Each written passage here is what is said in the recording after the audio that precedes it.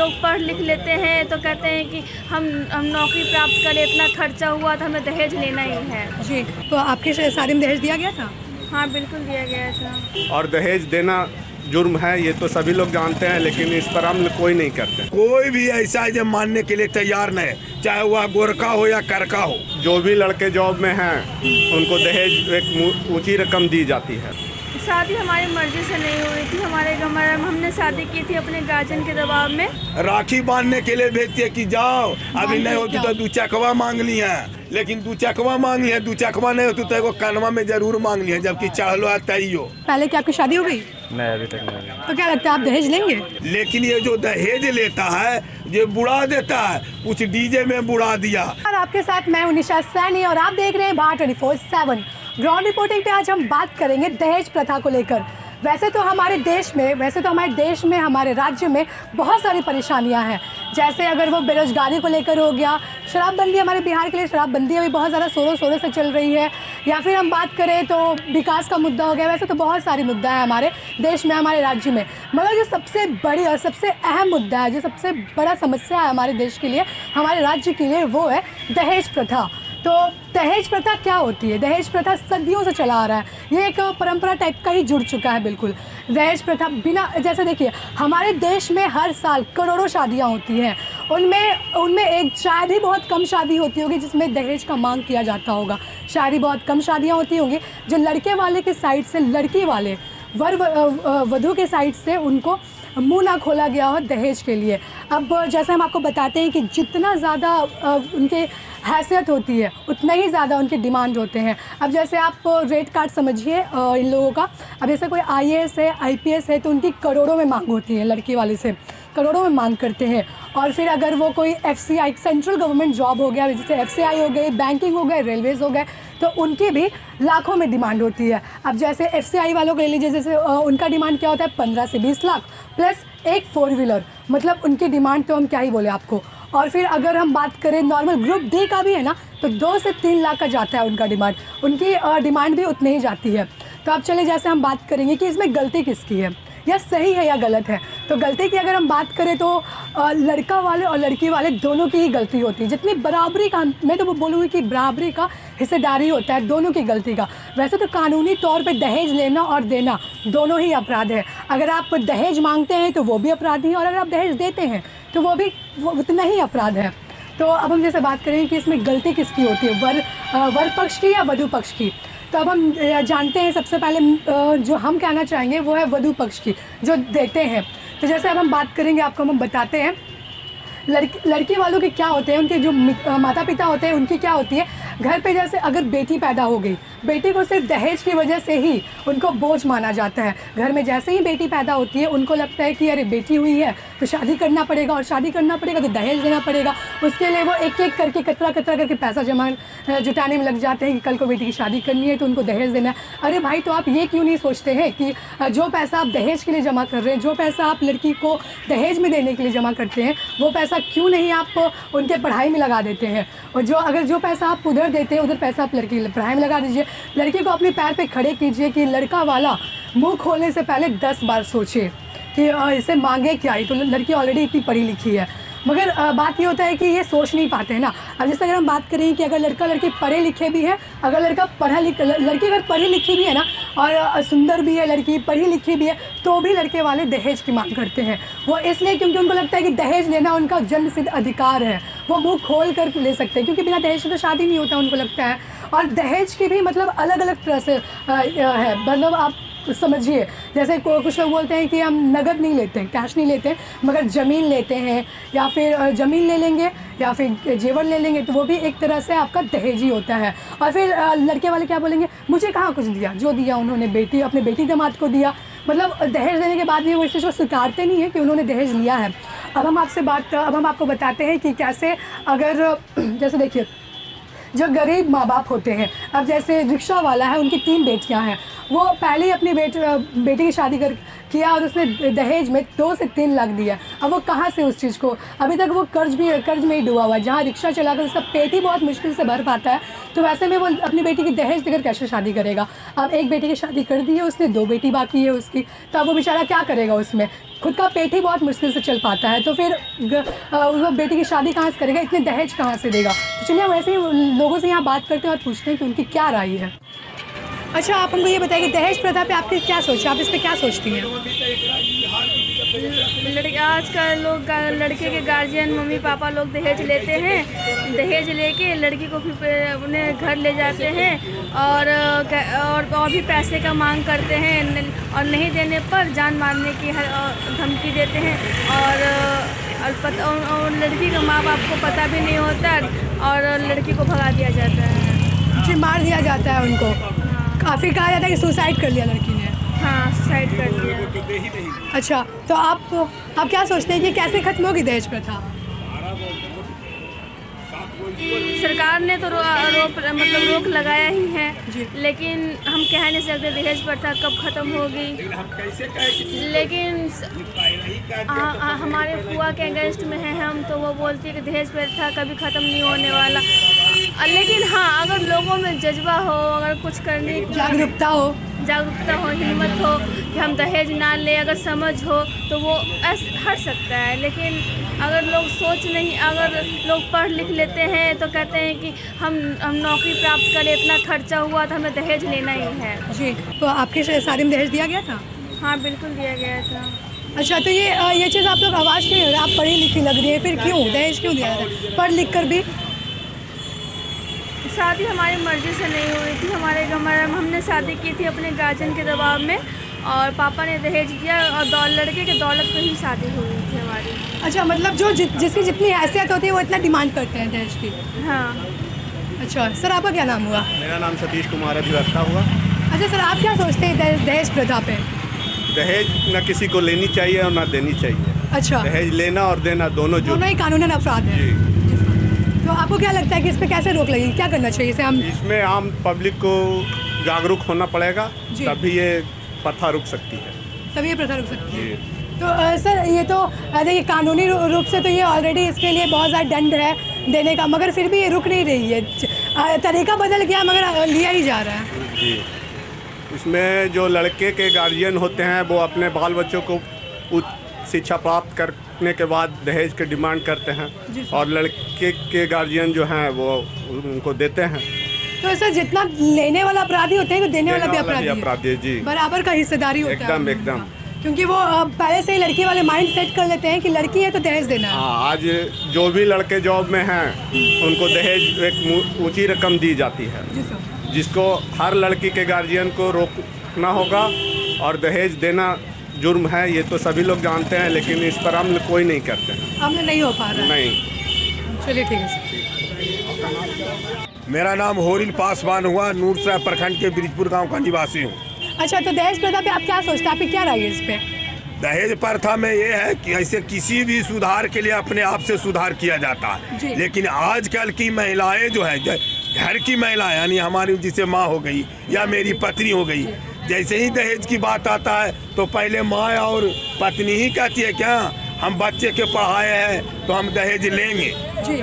और जो जिसकी बेटी है वो सोचती है कि हम दहेज देंगे तो हमारी बेटी अच्छे घर में चली जाएगी, नौकरी सर्विस या एडवांस परिवार में जाएगी, इसीलिए यह दहेज देना उचित समझती है। और अच्छे से इंतजाम कर करके पहले से इंतजाम वो अपने नैहर से ला करके भैया इसे राखी वाला पैसा एक पैसा जोड़ कर दहेज देती है। हाँ, तो मैंने रख करके इकट्ठा करती है और मोटी रकम दे करके अच्छे घर में वो सपना अपनी बेटी को सजाने के लिए भेजती है। सर, तो आपको नहीं लगता है कि ये सरासर गलत है? कानूनी अपराध भी लेना और देना, दहेज दोनों ही अपराध है। ये सिर्फ कहने का है कि दहेज लेना और देना कानूनन अपराध है, लेकिन कोई भी ऐसा है जो मानने के लिए तैयार नहीं, चाहे वह गोरखा हो या करका हो, सब यही कहता है लेना देना नहीं। लेकिन जब मना किया इसके लिए दहेज प्रथा के लिए अभियान भी छिड़ा, सब कुछ हुआ है, अभी चल भी रहा है, सरकार द्वारा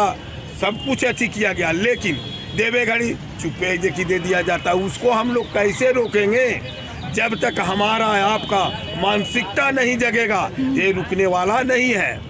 और इसके लिए एक गांव से नहीं बल्कि हर एक समुदाय, हर एक जाति के लोग, हर एक जाति के लोग यह तय कर लें कि अपने समाज में कोई भी व्यक्ति अगर दहेज लेता है तो उसको विरोध करना है। सर, दहेज देता है तो विरोध करना है। सर, दहेज लेने के बाद ये भी तो स्वीकृति नहीं होती ना कि आपकी बेटी वहाँ खुशी रहेगी। वो जितना लेकर जाते हैं वो और डिमांड करते हैं, वहाँ उनकी बेटी पे अत्याचार किया जाता है और दहेज लेने को बोला जाता है। तो सोच तो ये ना पैदा होता है कि दहेज जो हम दे रहे हैं 1 रुपये का है, जो कि लड़के का बाप का औकात है, तो हमने 1 रुपया दिए तो जुट करके 2 रुपया उसको होना चाहिए। लेकिन ये जो दहेज लेता है ये बुढ़ा देता है, कुछ डीजे में बुढ़ा दिया, कुछ खिलावे पिलावे में बुढ़ा दिया, कुछ जे कि नर्तकी में बुढ़ा दिया, तो जन्ने के पैसा आया उधरे फेंक दिया। उससे में भी कमता है तो कुछ अपनों पैसा है, तो कंगाल के कंगाले तो रहता है, वो बढ़ता कहाँ है? बढ़ने के लिए दिया जाता है लेकिन बढ़ता नहीं बल्कि घटते हुए। इसीलिए फिर दोबारा मांग करता है, जितना तोर बाप दिल को हल और से ज्यादा तो खर्चा कर दे लिया। हाँ, बिल्कुल यही बोला जाता है। खर्चा है कि औला अबरी भर मांग के फर्स्ट बार राखी बांधने के लिए भेजती है कि जाओ, अभी नहीं होती तो 2 चकवा मांग ली है। हाँ, 4 व्हीलर 3 व्हीलर डिमांड किया जाता है। 4 व्हीलर तो नहीं देगा लेकिन 2 चकवा मांग लिया, 2 चकवा नहीं होती तो एगो कानवा में जरूर मांग लिया, जबकि चढ़लो है तैयो। हाँ, तो ये सब बातें वो सोच उसका है कि पहले तो खर्चा कर दिया शादी में तो पैसा तो कंगाल हो गया, कुछ रहा नहीं। इसीलिए उसकी सोच है कि जो भी आता है उसको आने दीजिए और ये अच्छी करें। इसके लिए हम सभी को, चाहे कोई भी समुदाय के लोग, सभी को एकजुट होकर के अपने समुदाय में, अपने परिवार में, अपने रिश्तेदार में एकजुट होकर के आवाज़ उठाना होगा कि इस इलाके में कोई भी अगर शादी दहेज ले करके कर रहा है या दे करके कर रहा है, उसमें हम सभी लोग उसको विरोध करें, तब जा करके रुकेगा। जैसे मान लिया जाए कि किसी भी गांव में शादी हो रहा है तो गांव वाले लोग एक व्यक्ति जानते हैं कि कितना दहेज दे के ये शादी कर रहा है, लेकिन ये कि वो जान रहा है लेकिन कोई पुलिस को नहीं कहता है, कोई उसको सपोर्ट नहीं करता है। वो बेचारा दूसरे के यहाँ मांगता है, बेटी के शादी है दीजिए भैया मदद करिए, 50,000 कर्ज लेकर जमीन बेचकर सब वो लोग करते हैं अपने शादी। तो इसके लिए प्रत्येक गांव के लोगों को जगना होगा, उसमें ज़्यादा करके नौजवानों को जगना होगा। आप भी एक महिला है और हमारे समाज में बहुत सारी है, लेकिन ये सोच जिस दिन बन जाएगा, जैसे मान लिया जाए कि लड़की ये है, आप भी लड़की है, हमारी भी बेटी है, हमारी भी बहनें हैं, कह दे कि दहेज में तो हम शादी नहीं करेंगे, हाँ, अपने आप रुक जाएगा। जो लड़का है जो कह दे कि दहेज पापा और मम्मी लेती है पैसा, हम पैसा ले में हम नहीं शादी करूँ। हाँ, लड़का वाला ये चीज, लड़का एक्टिव हो जाए, लड़की एक्टिव हो जाए तो नहीं हो पाएगा, अपने आप जो कि रुक जाएगा। अरे गार्जियन तो लोभी है, गार्जियन के तो पॉकेट में रुपया चाहिए, इसीलिए ये मांग करता है। इसीलिए इसमें 18 बरस से मिनिमम है कि 30-32 बरस तक के शादी होता है। ये उम्र के लड़के और लड़कियां जग जाएंगे तो सब तो ये दहेज प्रथा रुक जाएगी, सब फेल हो जाएगा। लड़का लड़की इस चीज को इसमें ये दोनों को अहम भूमिका निभाना होगा, तभी रुकेगा। गार्जियन लोभी है कि मानेगा न, कभी नहीं मानेगा। इसलिए गार्जियन से ज्यादा आज के युवाओं को, युवतियों को ये जागरूकता लाना होगा। धन्यवाद। इसीलिए कहा गया है कि मिलकर करे प्रयास, हमें परिवर्तन लाना है। यदि हम हो गए उदास, नहीं कुछ होना जाना है, नहीं कुछ होना जाना। Thank you so much, thank you so much. Neeraj Kumar. अच्छा नीरज जी, ये बताइए कि आप दहेज प्रथा को लेकर क्या सोचते हैं? ये होना तो नहीं चाहिए, लेकिन अभी पूरे संसार में मतलब अभी जोड़ तोड़ से नहीं हो रहा अभी। अच्छा। और इसके खिलाफ हम लोग को मतलब एकता होना चाहिए। अच्छा, तो दहेज प्रथा पे आप ये बताइए पहले कि आपकी शादी हो गई? नहीं, अभी तक नहीं। तो क्या लगता है आप दहेज लेंगे? अब घर वाले के जानेंगे। अच्छा, घर वाले पे आप डिपेंडेंट हैं? हाँ, डिपेंडेंट है। अच्छा, तो आप खुद के लिए आवाज़, सही गलत का आवाज़ नहीं उठा सकते घर पे कि दहेज लेना गलत है तो नहीं लिया जाए, ऐसा कुछ?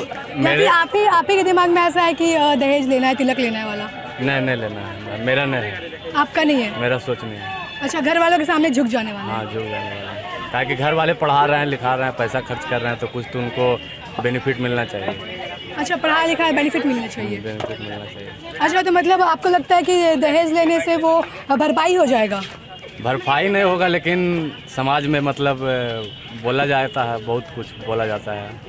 अच्छा, अगर लड़का दहेज के लिए मना करता है तो उस पर बहुत कुछ बोला जाता है। हाँ, कि बोला जाता लड़का में ही कमी वाला सीन हाँ, आपको डर है इस चीज़ हाँ, का। इसी चीज़ का। मगर सर एक एक करके आप जैसे यूथ से तो इस चीज़ का ये कर सकते हैं ना, आवाज़ उठा सकते हैं इस चीज़ के हाँ लिए। हाँ, आवाज़ उठा सकते हैं। जी हाँ, तो जैसा कि आपने सुना, आपने देखा, हमने यहाँ पे बहुत सारे लोगों से बात की, उनकी राय ली इस दहेज प्रथा को लेकर कि वो क्या सोचते हैं।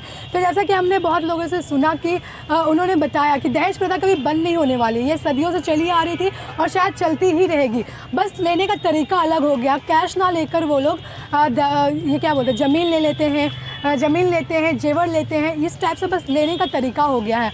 तो अब देखिए, जो लोभी लोग होते हैं, जो जितने पढ़े लिखे होते हैं, वो उतने ही डिमांड करते हैं। तो जो हमारे अपनी बेटियों की शादी कर देते हैं वैसे हाथ में दे देते हैं, उनकी सबसे बड़ी गलती होती है कि वो अपनी बेटी की शादी वैसे लोग से करवा देते हैं, लोभी समाज में, वैसे लोभी घर में कर देते हैं, जिससे बेटियों को हमेशा झेलना पड़ता है। अब जैसे अगर हम आपको बताएं कि हर दिन एक बेटी की मौत होती है, एक बेटी आत्महत्या कर लेती है अपने ससुराल में, सिर्फ ताना सुनते सुनते कि तुम्हारे बाप ने दिया ही क्या दहेज में, कुछ भी तो नहीं, क्या किया है उन्होंने शादी के लिए, शादी में क्या कर दिया। तो बस वो कुछ ताने सुन कर कुछ बेटियां आत्महत्या कर लेती हैं, तो कुछ को मौत के घाट उतार दिया जाता है। अभी आपने अखबारों में कई बार सुना होगा, कितना सुना होगा कि कभी जला दिया जाता है बेटियों को, कभी फांसी पर लटकी हुई मिलती हैं, बेटियां वैसे ही ख़त्म होते जा रही है दिन ब दिन। बस दहेज के लालची लोग, लालच के कारण ससुराल वाले, उनके पति सब मिलकर उनकी हत्या कर देते हैं। अब इनका दोषी कौन है? क्या हम वो बोले कि उनके घर वाले, लड़की के माता पिता ही दोषी होते हैं? क्योंकि अगर ये देखिए, क्योंकि वो लोभी अब देखिए क्या होता है, शादी करने के बाद उतना सारा दहेज देने के बाद भी वो क्या बोलते हैं कि अगर बेटी को प्रॉब्लम हो रहा है तो अरे वो तो उसकी किस्मत का खेल है, जो किस्मत में लिखा है वही, अगर वो दुख भोग रही है तो उसका किस्मत जाने, वो जाने, हम तो शादी इतने अच्छे से कर ही दिया, इतना कुछ तो दिया था शादी में। तो जो आप बोलते हैं ना कि इतना कुछ दिया था शादी में, बस गलती आपकी वहीं पे है। क्यों देना भाई कि दहेज के रूप में? आप दहेज नहीं देंगे तो उसकी मारपीट भी आप ऐसे घर में कीजिए। आप बेटियों को इतना पढ़ा कर लिखा कर अपने पैर पे खड़े कर दीजिए कि दहेज देने की ज़रूरत ही ना पड़े। आप दहेज देते हैं, उनका लोभ बढ़ता जाता है। अब जैसे देखिए, एक सेंस में हम बात करें तो कुछ लोग, अभी क्या होता है, कोरोना का टाइम चल रहा है, तो कोरोना टाइम पे शादीशुदा क्या बोलते हैं कि अभी आप शादी से पहले कुछ दे दीजिए, फिर शादी के बाद कुछ दे दीजिएगा। शादी से पहले मांगते थे, शादी पर अगर वही चीज़ शादी के बाद अगर लड़की के घर वाले देने में असमर्थ रहते हैं तो बस लड़कियों के साथ मारपीट किया जाता है, उनके साथ मारपीट की जाती है, उनको उकसाया जाता है आत्महत्या करने के लिए या फिर उनको मरने के लिए बोला जाता है, उनको रात दिन टॉर्चर किया जाता है ससुराल में, बस ये बोलकर कि बच्चा हुआ दहेज लेकर आप अपने बाप से मांगिए, कर वो कर। मतलब ये सारी चीज़ें जो घटिया और एकदम नीची जाति का सोच है ना, वो पनप रहा है। तो हमारी बस सरकार से, हमारी नीतीश सरकार से सिर्फ यही बोलना है कि आप जितना दिमाग और जितना ताकत आप शराबबंदी के लिए लगा रहे हैं, जो कि शायद ही बंद हुई है, तो बंद ही नहीं हुई है। अभी भी बहुत लोगों ने बोला कि शराब तो बिक ही रहा है, लोग पी ही रहे हैं। तो जैसे शराब कभी बंद नहीं हुई, शराब इतनी खुले आम बिक रही है, तो वैसे ही हम कहना चाहेंगे कि जितना आप दिमाग शराबबंदी में लगा रहे हैं निकेश जी, तो उतने ही ज़्यादा आप लगाइए दहेज को लेकर। दहेज पर अब एक कड़ी कानून लाइए, जिसकी वजह से मुंह खोलने से पहले, लड़की वाले के सामने लड़के वाले मुंह खोलने से पहले 10 बार सोचे, डरे इस चीज़ के कानून से कि लड़की वाले तो दे ही देते हैं, बट ये कानून से डरे और दहेज देने के बारे में 10 बार सोचे। तो बस आज के इस रिपोर्ट में इतना ही। कैमरामैन गणेश के साथ निशा सैनी, भारत 24/7। और अगर आप ये हमारा वीडियो फेसबुक पेज पे देख रहे हैं तो हमारे वीडियो को लाइक, शेयर, कमेंट ज़रूर करें। और अगर ये वीडियो हमारे यूट्यूब चैनल पे देख रहे हैं तो हमारे चैनल को सब्सक्राइब करें, हमारे वीडियो को लाइक करें और कमेंट शेयर ज़रूर करें। और ऐसे ही वीडियोज़ के नोटिफिकेशंस के लिए बेल आइकन दबाना ना भूलें। और हमारी इस वीडियो को ज़्यादा से ज़्यादा शेयर किया कीजिए, क्योंकि आपके शेयर्स करने से ही हमें मोटिवेशन मिलती है, ताकि ये वीडियो ज़्यादा से ज़्यादा लोग तक जा सके। जागरूक होने की ज़रूरत है इस चीज़ पे। हम किसी को ब्लेम नहीं कर सकते, क्योंकि पूरे समाज का ही ये सोच है, ये छोटी सोच है पूरे समाज का ही, ये कभी बंद नहीं हो सकता है। तो ऐसे वीडियोस देखकर, हमारी ये वीडियो देखकर लोग में जागरूकता फैले थोड़ी सी कि नहीं, दहेज देना गलत है, दहेज नहीं ले सकते हैं। तो बस इस रिपोर्ट में इतना ही। Thank you so much.